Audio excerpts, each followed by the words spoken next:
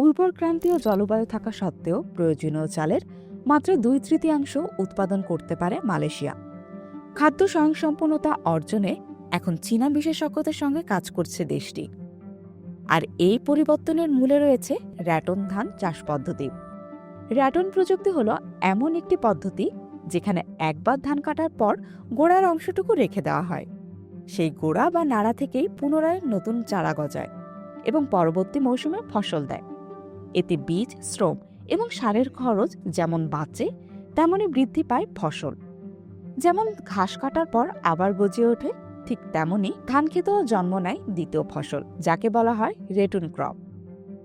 Professor Lin ওয়েনস্কিং এবং Fujian agriculture and forestry ইউনিভার্সিটির একটি দল মালয়েশিয়ায় এই প্রযুক্তি প্রয়োগ করে স্থানীয় উৎপাদনশীলতা বাড়ানোর লক্ষ্য নিয়েছেন। এই প্রযুক্তি বছরে ফসলের সংখ্যা 2 থেকে 3, এমনকি 4টিতে উন্নীত করতে পারে। আপনি বীজ বপন করছেন একবার, কিন্তু পাচ্ছেন 2টি ফসল। তাই এই ক্ষেত্রে আপনি সম্পদের বিনিয়োগ সাশ্রয় করতে পারেন এবং একই সাথে আপনি ফলন বৃদ্ধি করতে পারেন। এতে বীজ, শ্রম, সার এবং পানির খরচও উল্লেখযোগ্যভাবে কমে যায়।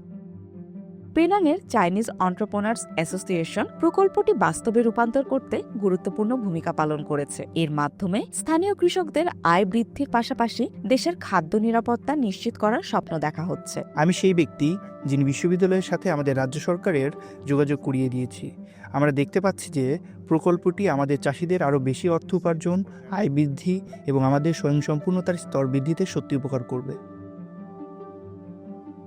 চীনের প্রযুক্তি আর মালয়েশিয়ার উর্বর ভূমির মিলনে সৃষ্টি হচ্ছে এক নতুন কৃষি বিপ্লব। রেটুন ধান শুধু ফলনই বাড়াচ্ছে না, এটি নিশ্চিত করছে একটি দেশের খাদ্য নিরাপত্তা এবং কৃষকদের উজ্জ্বল ভবিষ্যৎ। প্রযুক্তির হাত ধরেই আসছে খাদ্যে স্বনির্ভরতার নতুন সকাল।